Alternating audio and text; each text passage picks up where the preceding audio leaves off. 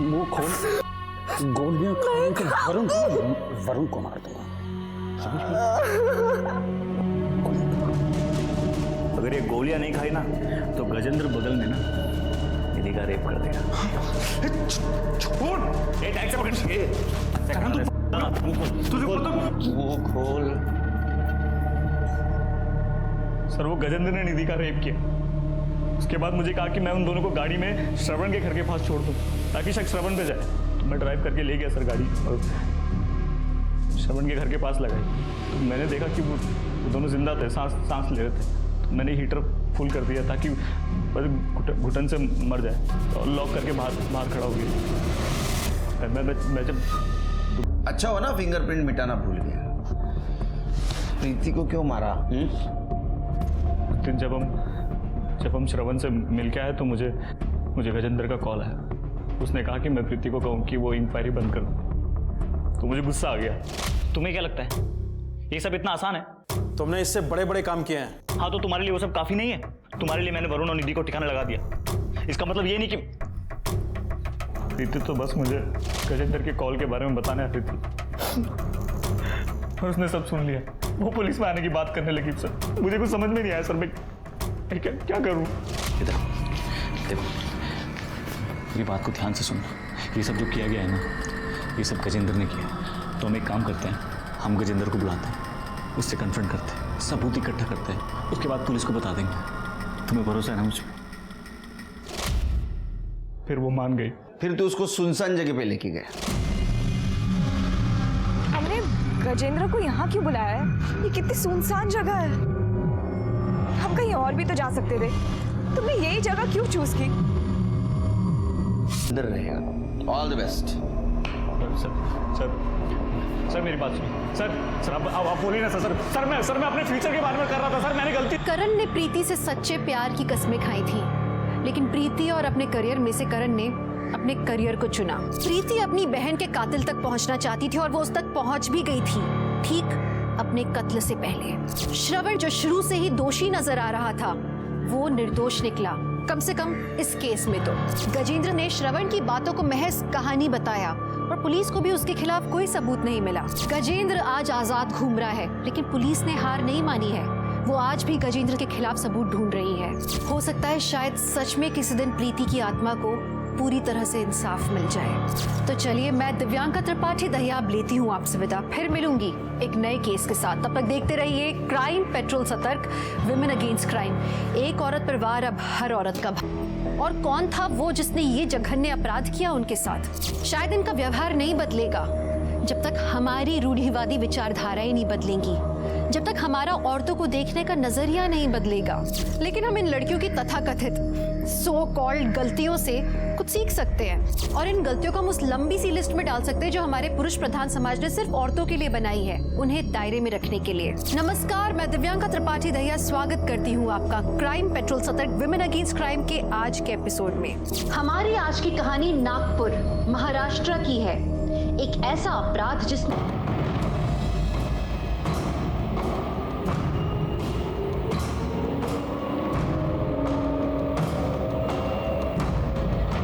ताराबाई नगर police station.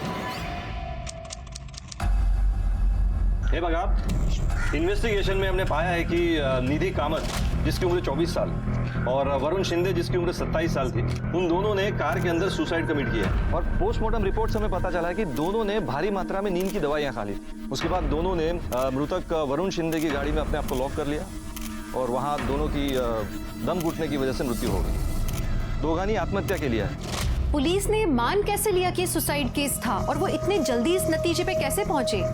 क्या police पे कोई दबाव था या उन्हें सच में ये यकीन था कि ये सुसाइड था? कहते हैं ना कि ज्यादती ज्यादा देर तक नहीं चलती, कोई ना कोई गुनाह के खिलाफ आवाज जरूर उठाता है और यहाँ भी कुछ वैसे ही हुआ। ये सब खोटा है। श्याम का कैमरा टर्न करो, कैमरा टर्न। इस केस को दबाया जा रहा है। मेरी ताई निधि और उनके मंगेतर वरुण शिंदे का मर्डर हुआ है और उनका मर्डर मिनिस्टर श्रवण देशमुख ने किया है। आप मिनिस्टर देशमुख के ऊपर इतना बड़ा इल्जाम लगा रही है, कोई प्रूफ है आपके पास? वरुण और श्रवण देशमुख के बीच अभी कुछ ही दिन पहले रेस्टोरेंट को लेके बहुत बहस हुई थी और उसकी नजर तो शुरू से ताई पे थी, जब से ताई मिस नागपुर बनी। हटाओ इसे, हटाओ सबको। और आप लोगों ने तो सब देखा है कैसे मेरी ताई का सलवार, मेरी ताई का रेप हुआ है। साइड में आ जाइए मैम। तुम लोग मेरी आवाज को दबा नहीं सकते हो। साइड में मैं आ जाइए। अपनी ताई को इंसाफ दिला के रहूंगी। का कहना यह है कि मैं आपकी ताई को बहन का इंसाफ रेप दिलाऊंगी। और मर्डर श्रवण देशमुख ने किया है। चलो निकलो अच्छे, चलो बंद करो।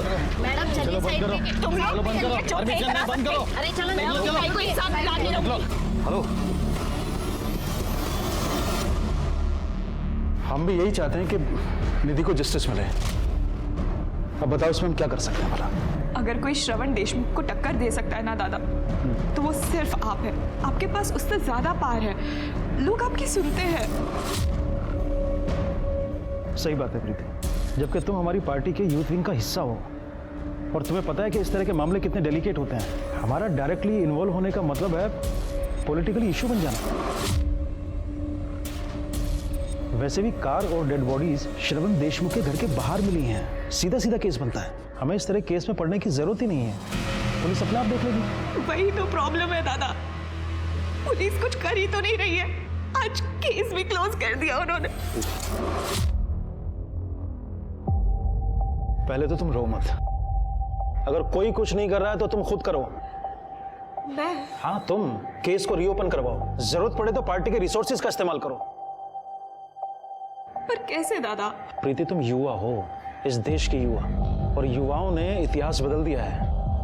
अगर कमी है तो सिर्फ दृढ़ संकल्प की। तो उस युवा शक्ति को पहचानो और आगे बढ़ जाओ। मुझे पूरा यकीन है तुम्हें जस्टिस मिलेगा। और फिर करण है ना तुम्हारे साथ।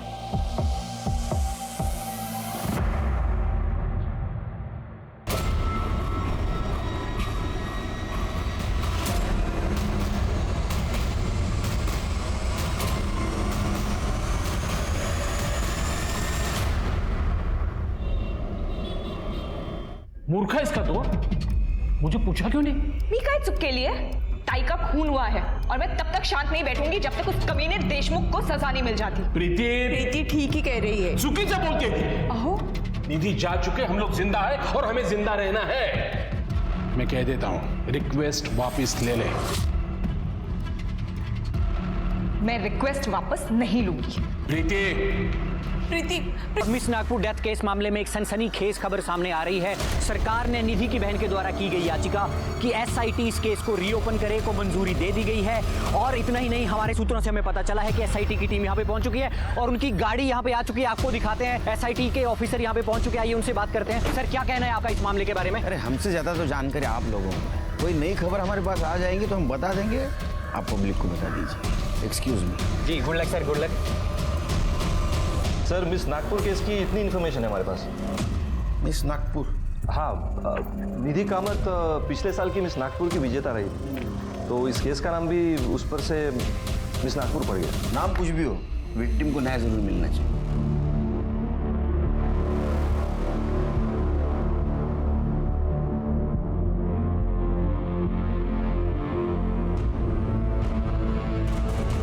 क्या है शिंदे ये? हाँ, कोई भी केस की इन्वेस्टिगेशन में इतनी डिले कैसे हो सकती है? क्या हुआ सर? क्या हुआ? कमाल है, क्राइम सीन के कार को तुम्हारा हवालदार खुद ड्राइव करके लेके आए। उससे एविडेंस को कितना नुकसान पहुंचा होगा आप तो जानते हो। सर, जिस तरह वहां भीड़ इकट्ठा हुई थी ना, और सब लोग अपने आप को रिपोर्टर बनाना चाह रहे थे। सर, अगर गोखले कार ड्राइव करके नहीं लाता ना यहाँ पर, तो वहां जो पब्लिक थी ना, वो कार में बैठ के लॉन्ग ड्राइव पे निकल जाती सर। लेकिन इसकी वजह से क्राइम सीन के एविडेंस नष्ट हो गए, उसका क्या? हाँ, अब ये फॉरेंसिक की रिपोर्ट, कितना भरोसा रखेंगे इसके ऊपर? सर, हमने अपनी तरफ से पूरी कोशिश की है सर, लेकिन वो निधि कामत की बहन प्रीति ने मिनिस्टर श्रवण देशमुख पर इल्जाम लगाया सर। हमारी टीम पर बहुत प्रेशर था सर। नहीं, प्रेशर अभी भी बनाए रखो।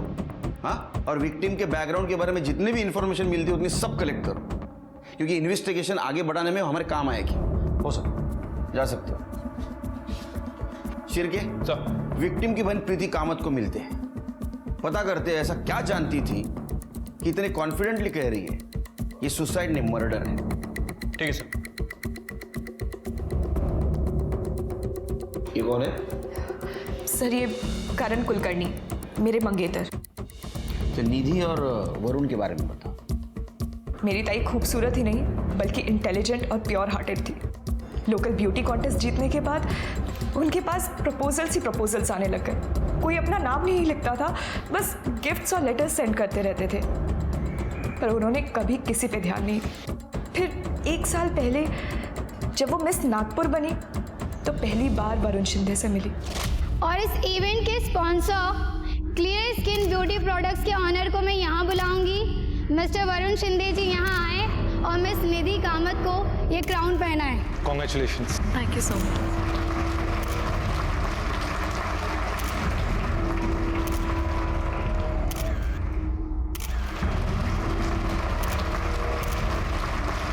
It was amazing night.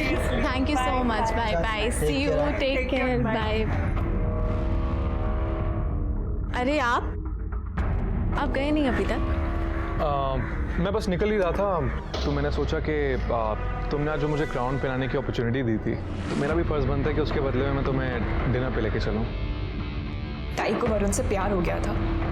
Varun में वो सब कुछ था जो ताई अपने एक लाइफ पार्टनर में चाहती थी। वो पढ़ा लिखा था, सोफिस्टिकेटेड था, अपना बिजनेस एस्टैब्लिश करना चाहता था और सबसे इम्पोर्टेंट बात, वो बहुत अच्छा इंसान था। हम भी उससे मिलने लगे थे। ये इसको तो तुम मिल ही चुके हो। वो है करण, प्रीति's fiancé। Oh hi, how are you? I am good. Don't have drink? नहीं बस। अरे पियो यार। Waiter, drink. सब कुछ अच्छा चल रहा था पर बाबा को ताई और जीजू के बारे में पता चल गया। अपनी जात बिगड़ी है, हमारी बराबरी नहीं हो सकती और मैं मर जाऊंगा लेकिन इस रिश्ते के लिए कभी भी हाँ नहीं कहूंगा, कभी भी। तू समजाव ना हिला। अहो तदी ऐकून तरी घ्या। बाबा एकदा भेटूया ना, एक बार बात कर लीजिए प्लीज। देखो मैं आपसे ना कुछ नहीं मांगूंगी, अगर आप उससे एक बार मिल लोगे ना आपका नजरिया बदल जाएगा। बाबा प्लीज प्लीज, आई साउंड ना। अहो मेरी फैमिली का एक ब्यूटी प्रोडक्ट का बिजनेस है और मैं एक रेस्टोरेंट खोलने की भी प्लानिंग कर रहा हूँ, जिसके लिए मैंने लोन भी लिया और मैं रेस्टोरेंट श्रवण देशमुख के साथ पार्टनरशिप में खोलने वाला हूँ। क्या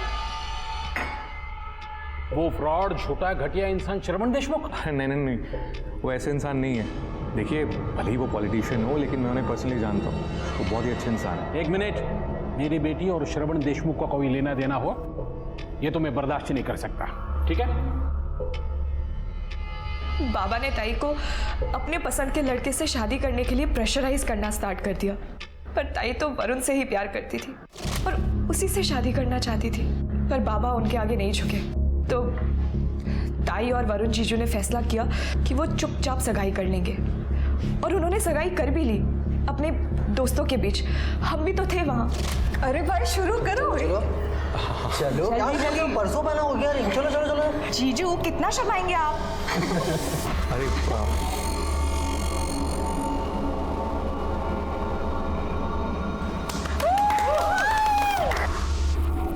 रुको एक सेकेंड।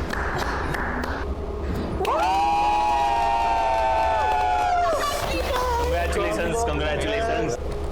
अरे ये सब चलो चलता रहेगा। सबसे पहले अपने को एक ग्रुप सेल्फी चाहिए। चलो। ये अरे नहीं कुछ नहीं। अरे मैं खुश हूँ। वो बस मैं सोच रहा था कि ये सब तो हो गया है और जब निधि के पेरेंट्स को मालूम पड़ेगा तो क्या होगा। एंड ऑनेस्टली बहुत मुश्किल है। एंगेजमेंट तो हो गई, पर शादी का क्या?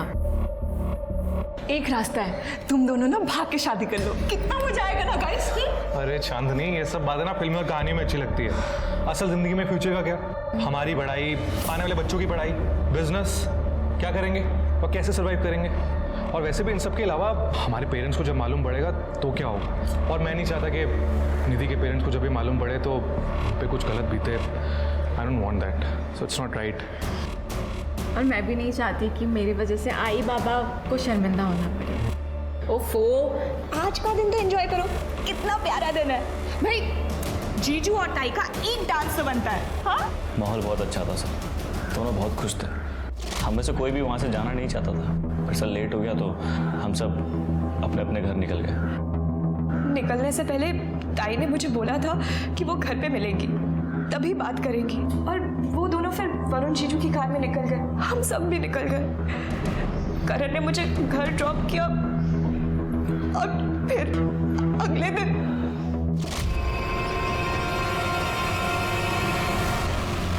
तुम्हें ऐसा क्यों लगता है कि इन सब के पीछे श्रवण देशमुख का हाथ था? क्योंकि वो अच्छा आदमी नहीं है सर। ताई ने मुझे बताया था। वरुण उन्हें जब श्रवण देशमुख से मिलाने ले गया था तो उसका बर्ताव ताई की तरफ सही नहीं था।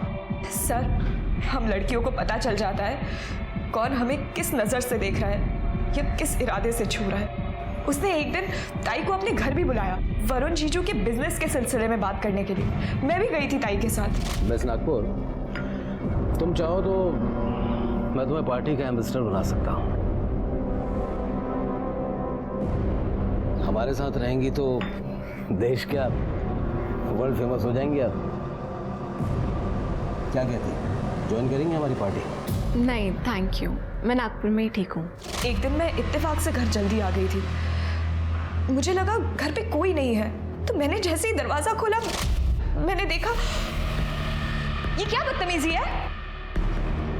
क्या समझती हो तुम अपने आप को? ये तो वरुण के वजह से झेल रही हूं मैं तुम्हें, वरना तुमसे बात करना तो क्या तुम्हारी शक्ल देखने का भी शौक नहीं है। लीव। मैंने कहा निकलो यहां से।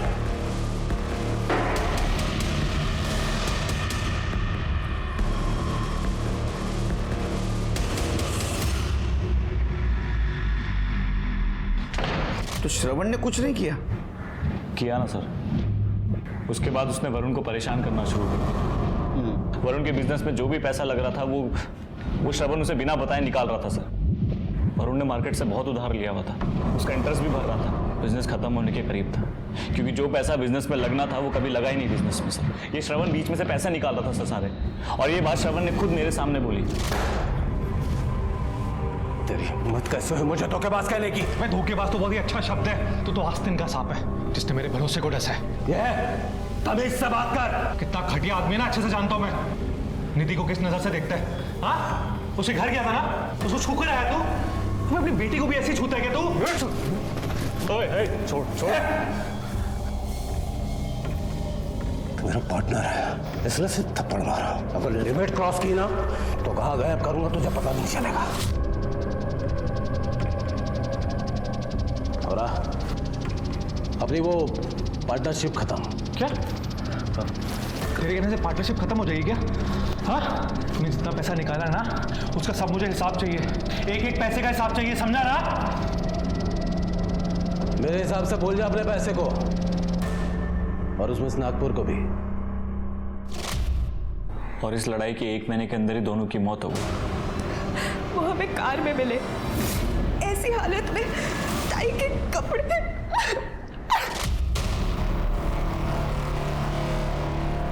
सर हमें शक है कि श्रवण ने पहले निधि का रेप किया और उसके बाद उसका मर्डर। निधि की सलवार उसकी एड़ी तक थी सर। अब आप ही बताइए, अगर कोई सुसाइड करेगा तो अपने कपड़े इस हालत में क्यों छोड़ेगा? उनके शरीर पे निशान थे, ऐसा लग रहा था जैसे किसी ने बुरी तरह से उनको मारा हो। सर, आप प्लीज श्रवण देशमुख को छोड़िएगा मत, उसको सख्त से सख्त सजा दीजिएगा।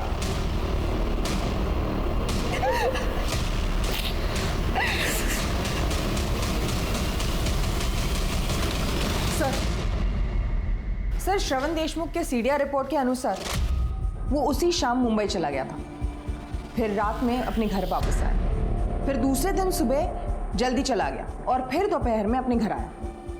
सर, ये सारी चीज़ें इस रिपोर्ट में मेंशन्ड है, लेकिन ताज्जुब की बात यह है कि इस बात को लेकर उससे कोई क्वेश्चनिंग नहीं हुई है। किसी ने कुछ नहीं पूछा? नहीं सर। हम पूछते हैं।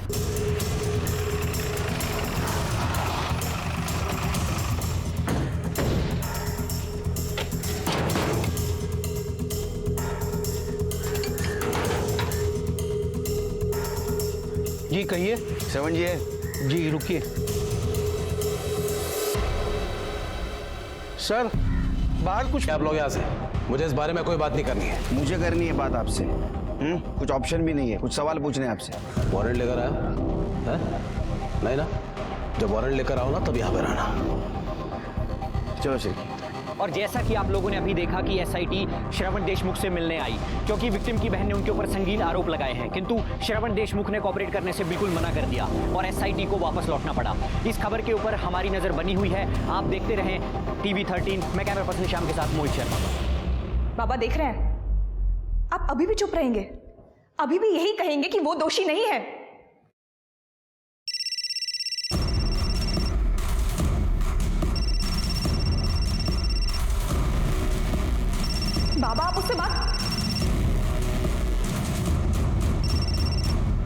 बोलिए देशमुख साहब। क्या बोले? बोलने से तो सब प्रॉब्लम्स खड़ी हो रही हैं। वो आपकी बेटी है ना प्रीति, जो हमारे खिलाफ बोल रही है, उसे 2 थप्पड़ कस कर लो और समझाओ उसे। अगर हम समझाने पर आएंगे तो तकलीफ हो जाएगी कामत जी। ऊपर से आपका बिजनेस डूबेगा, सो अलग। Good night.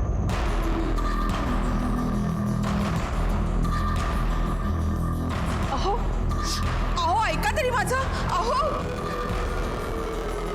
अहो अहो सुनिए। लिखो लिखो यार, मुझसे बहुत बड़ी गलती हुई है और इस केस के बारे में मुझे आगे इन्वेस्टिगेशन नहीं चाहिए। लिखो। बाबा आपको पता है मैं ऐसा कुछ नहीं लिखूंगी। प्रीति, क्या कर रहे हैं आप? बाबा क्या आप भी श्रवण देशमुख के साथ हैं? उसके साथ मिलके आपने ताई और जीजू को मारने की साजिश की है क्योंकि आप नहीं चाहते थे कि उन दोनों की शादी हो। प्रीति, अरे क्या बोल रही है तू? निकल जा मेरे घर से। निकल जा। क्या कर रहे हैं आप ये? देखिए, एक बेटी खो चुकी हूं मैं, दूसरी को नहीं खोना चाहती हूँ। चुप, बिल्कुल चुप। जब तक इसके दिमाग से ये पर निकल नहीं जाता, इसकी सूरत नहीं देखूंगा। निकल जा। आप क्या मुझे निकालेंगे बाबा?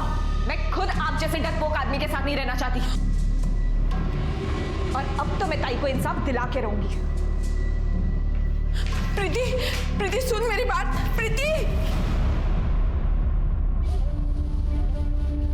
फिर क्या करा? घर छोड़ दिया मैंने। क्या होगा? तुम अभी MG रोड पे हूँ। ठीक है, तुम वहीं वेट करो, मैं आता हूँ।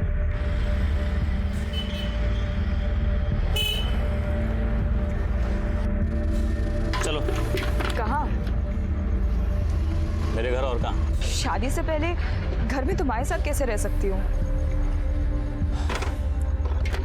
सॉल्यूशन तो है मेरे पास, अलग अलग कमरे में रह लेंगे ना। पर ज्यादा दिन नहीं, और जब तक शादी नहीं होती तब तक। आओ। फिलहाल मेरी अपनी शादी से ज्यादा ताई को इंसाफ दिलाना जरूरी है।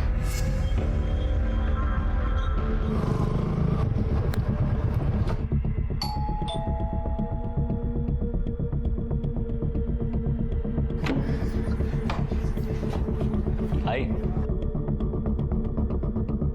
खुश रहे। अरे बाबा कैसे हैं?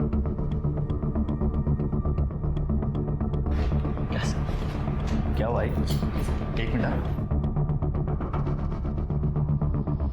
तेरे बापा तो कुछ बोलेंगे नहीं, पण तू हिला इकडे कशाला घेऊन आला? आई, इस घर की होने वाली बहू है और तू भूल गई क्या? तुमने अपने हाथों से कंगन दिए थे इसे सगाई में। होने वाली है, हुई नहीं है।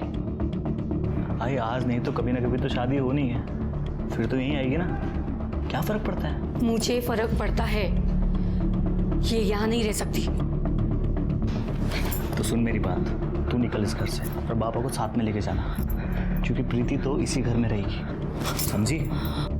तू इसके लिए हम लोग को हमारे घर से बाहर निकालेगा? आपका घर? आई तो बोल रही है शायद ये घर मेरा है। तूने और बाबा ने अपने हाथों से मेरे नाम किया था। अगर याद नहीं आ रहा तो पेपर लेके आता हूँ। करण? हाँ सब ठीक है ना? हाँ सब ठीक है। आई,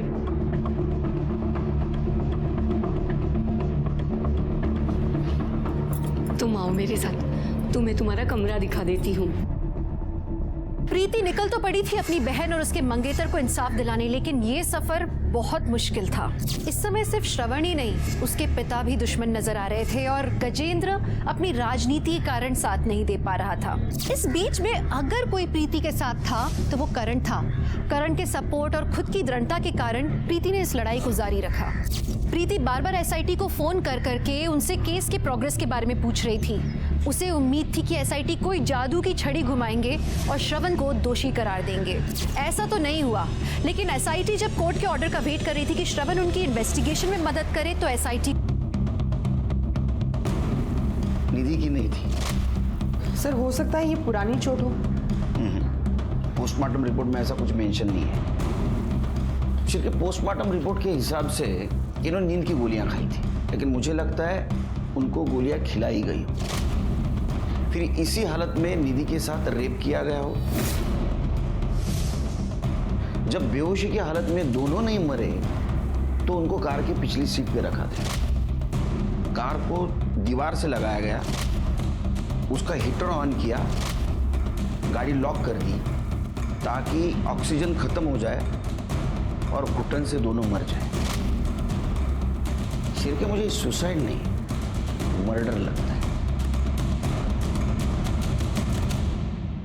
लेकिन जब दोनों नहीं मरे तो एक कातिल पैनिक हो गया और दिन निकलने वाला था, सड़क पे लोग भी आने वाले थे, तो उसने कुर्सी का दरवाजा खोला होगा, उसको कुशन दिखा, वो कुशन उसने लिया और निधि का मुंह दबोच दिया।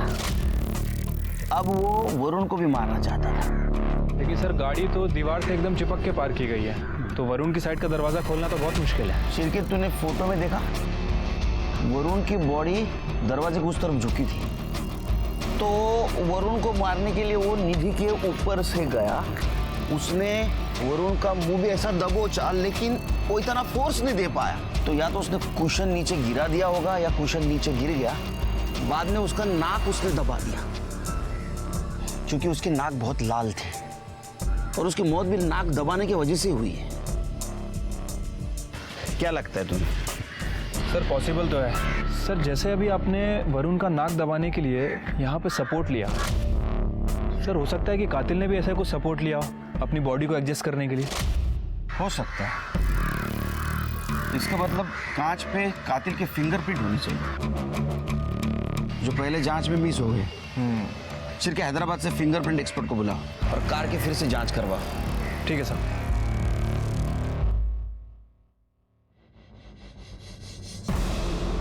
ये श्रवण देशमुख का क्या हुआ? जल्दी बोलेगा सर ये। तुम्हें पता है नागपुर में अपनी पार्टी की छवि खराब होती जा रही है। मैं सब जानता हूँ कदम जी, ये सब मीडिया वालों की साजिश है। बिना आग के धुआं नहीं उठता। यह मिस नागपुर का केस अपने हाथ से छूटता जा रहा है। मैं सब ठीक कर दूंगा कदम जी। जल्दी करना भाई, नहीं तो तुम्हारे पॉलिटिकल करियर का शवासन हो जाएगा। जी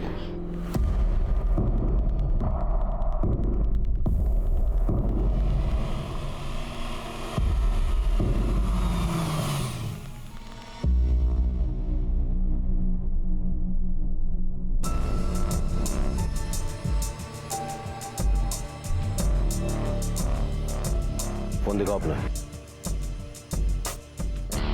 मैं रिकॉर्ड कर लिया तो तुम भी दिखाओ।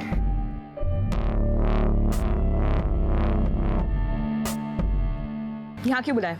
देखो ये SIT मेरे पीछे कुत्ते की तरह पड़ी हुई है, उसे हटा दो और ये इन्वेस्टिगेशन बंद करा दो, सबके लिए अच्छा होगा। और मेरी ताई का क्या? जो तुमने उनके और वरुण जीजू के साथ किया वो?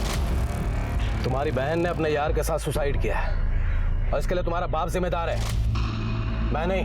पता नहीं क्यों नफरत करता है तुम सबसे इतनी। बिना वजह इन लफड़ों की वजह से मेरा पॉलिटिकल नाम खराब हो रहा है। हाई कमांड भी नाराज है मुझसे। High command? तुम जब जेल जाओगे ना तब दिखाती हूँ हाई कमांड क्या करेगा। मतलब तुम नहीं मानोगे? तुमने सोच में कैसे लिया कि मैं इस बात के लिए मान जाऊंगी? लगता है बहुत जल्द तुम अपने ताई से मिलने वाली हो।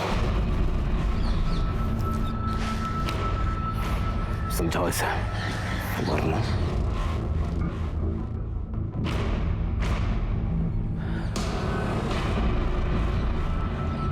प्रीति तुम टेंशन मत लो, दिख रहा है वो कितना डरा हुआ है, इसमें तुम्हारी जीत है, सब ठीक होगा। हाँ? दादा कुछ पता चला क्या जिससे हमारी मदद हो सके?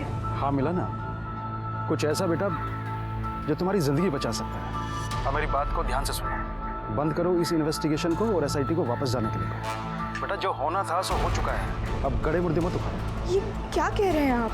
मैंने आपको अपना गुरु माना है और आप ही ने तो SIT का ऑप्शन सजेस्ट किया था। हाँ मैंने ही ऑप्शन दिया था, लेकिन अब मैं ही रोकने के लिए कह रहा हूँ ना बेटा। मुझे गुरु मानती हो ना तो मेरी बात मानो। जब तक ताई को इंसाफ नहीं मिल जाता मैं ऐसा कुछ नहीं करूँगी। बेटा तुम बात को नहीं समझ रही हो, मुझे डर है कहीं इसका अंत तुम्हारे लिए बहुत बुरा ना हो।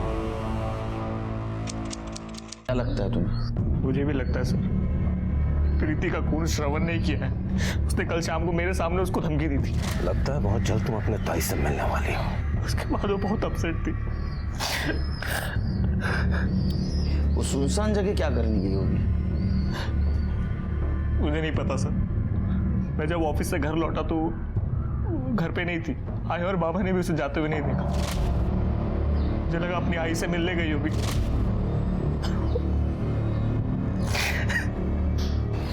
ठीक है, जाओ तुम।